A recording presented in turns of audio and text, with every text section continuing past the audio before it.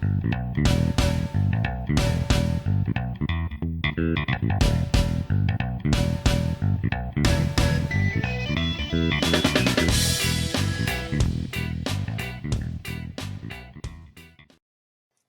guys, Bob from Gill Skills here. Today I have a video of me repainting and remodeling my living room. This is the color we're actually working with. It's the Farmer's Apple Red. It's a little darker than it looks in the picture. The picture is somewhat saturated. I do have a lot of things that I had to buy prior to starting this little venture. I'd had to get 4 gallons of paint. I had to get paint brushes for touching up. I had to get a paint roller and a handle extender. I had to get extra rolls. I bought 6 of them, but I only ended up needing 3. I needed a paint container so that I could roll the paint on to the rollers, and I got 2 replacement inserts for that. Spackle to repair holes and damage in the sheetrock. I have a spackle scraper, something to put the spackle down for. Sandpaper to sand the spackle down. I ended up spending about $150 total for the process. So this is the room we're going to end up repainting. You might have caught that in the video, but there's a brand new TV sitting there up against the wall. Me and my wife had a conversation. I told her I wanted to use our tax refund to buy a new TV, and part of the negotiation was that I repaint the living room. And I give it a little bit of thought, and I'm just kidding. There's really nothing to think about. We've been wanting to repaint the living room for quite some time now. As you can see in the videos, there is some work to do. I do have some sheetrock anchors in the walls that need to come out.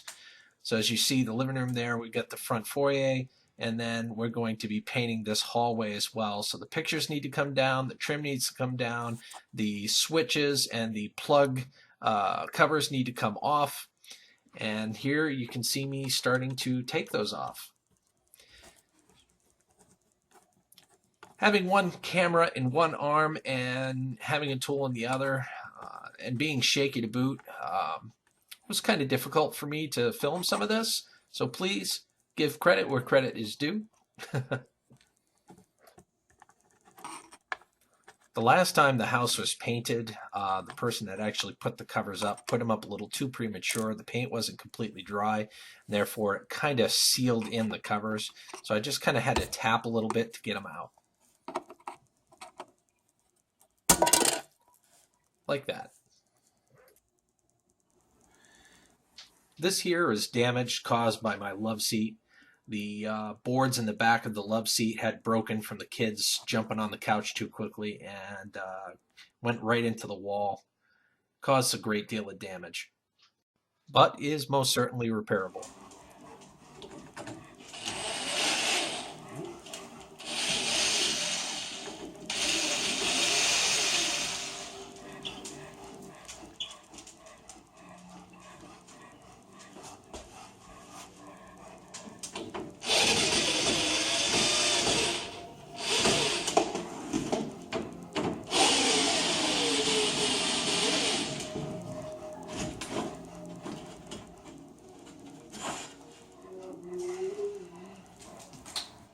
Hi.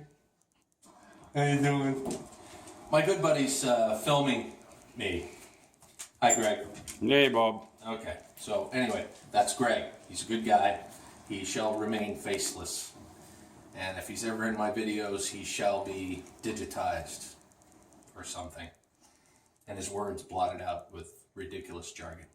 Anyway, we're going to take the trim off now.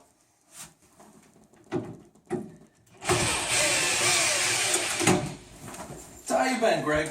Not bad, Bob. How about yourself? Got a lot of stuff going on. Yeah, you sure do.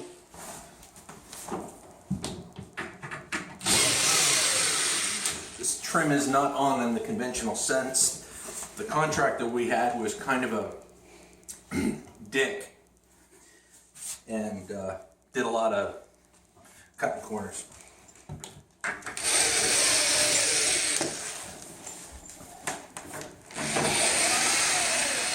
I hope the glare from the back of your head doesn't foul up the picture. Oh no, glare from a bald guy.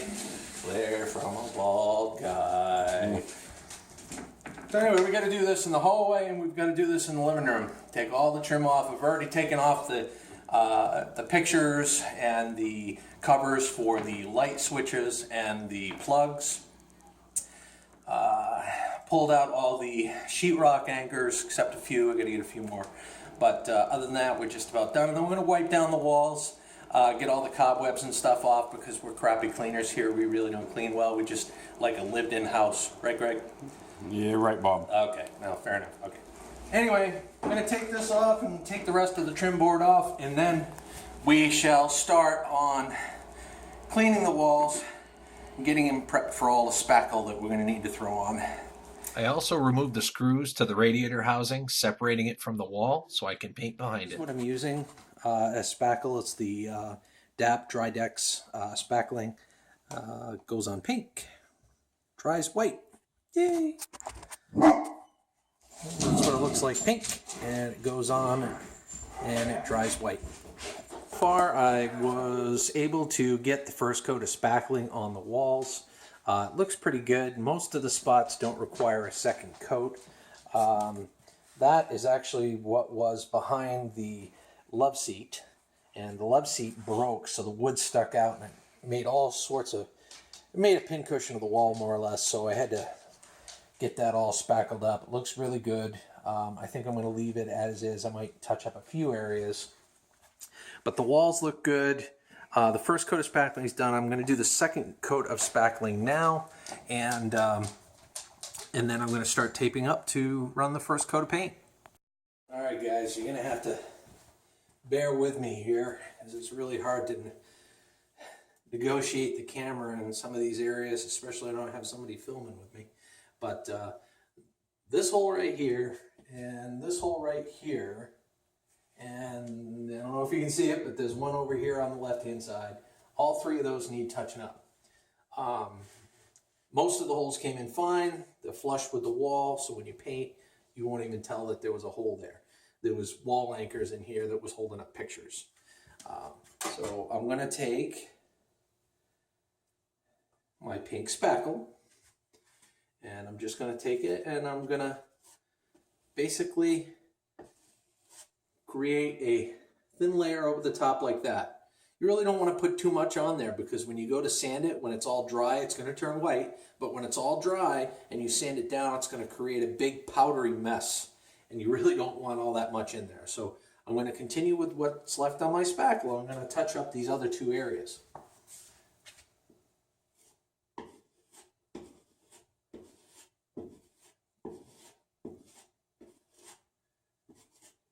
There we go. So that one's done. That one's done.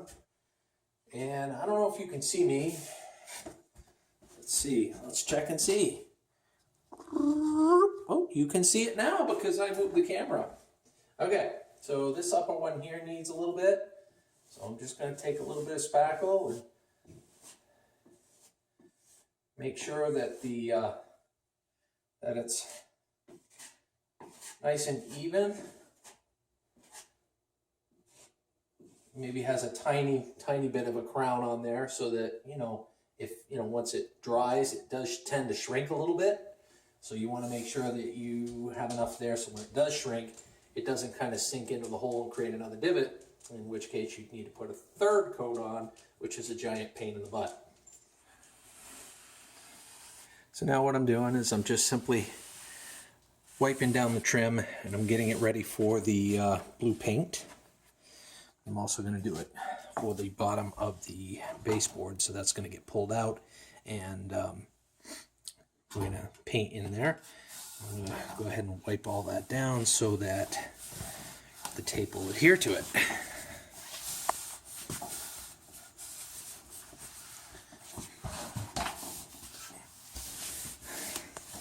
And I apologize, guys. It's difficult to work with one hand and have the other hand use the camera. There we go. There we go. There's that. So now what I'm doing is I'm taking a wet towel and I'm wiping down the walls, getting all the dust and all the powder particles from the spackle off the walls in preparation for painting. So hopefully I'm going to have the first coat of paint done tonight. Oh, no, no, no, no, no, no. Okay, you stay with me? Okay, good. Because I still wanted you guys with me, see? Now I'm just, wiping down the wall. Doing a little wipey, see? Hey, getting all that stuff, all those particulates. Oh, I gotta move. I can't afford fancy ladders, guys. See, look, I'm using my kitchen chair. I'm a DIY MacGyver style DIYer. Anyway. All the cobwebs. Doing this sort of stuff makes you realize that You don't work out you enough. don't clean as much as you should. That too.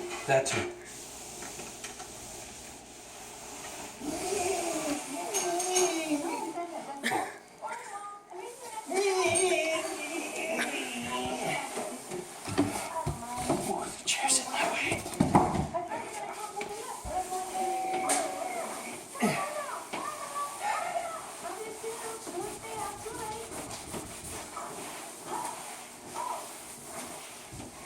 Alright. We are getting there. Slowly, but sure.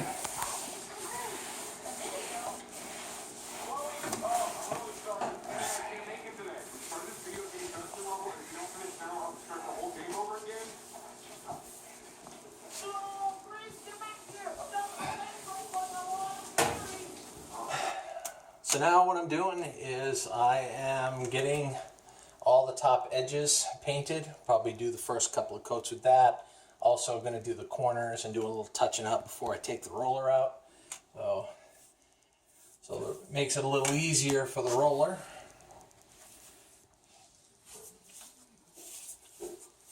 How you doing, Austin?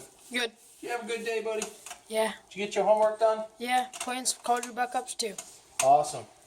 You got to make your YouTube fans proud Yeah. that you're doing your homework and you're an honor roll student I am. and you're an overall awesome kid. Yes, I am. Yes, you are.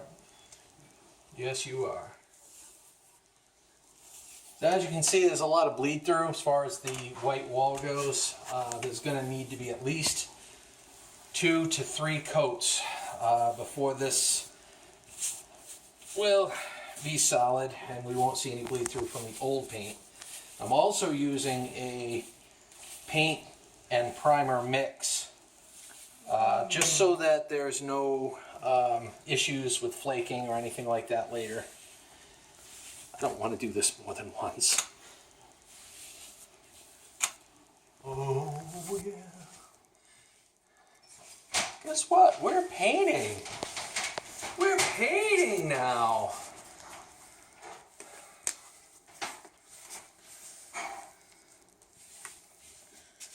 Seemed like we just started yesterday. We practically did. I think we did start something like yesterday.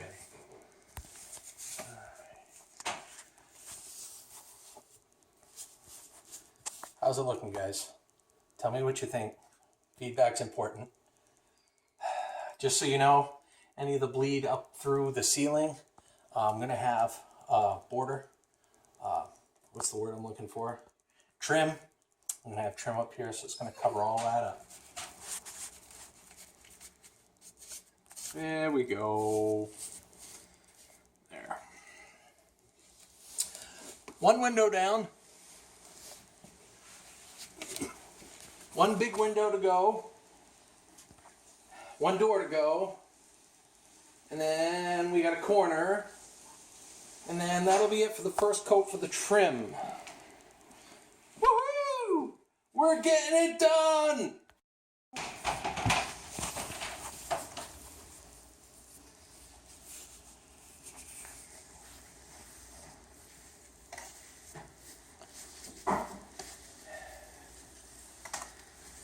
This color is going to be dark. Very dark. It's already starting to be dark. Yeah, I know. I know. As always, thank you for watching. Please click below to see part 2 of the video. And feel free to subscribe if you like what you see. Go on, what are you waiting for? You know you want to see part 2 of the video. You can do it. Click below.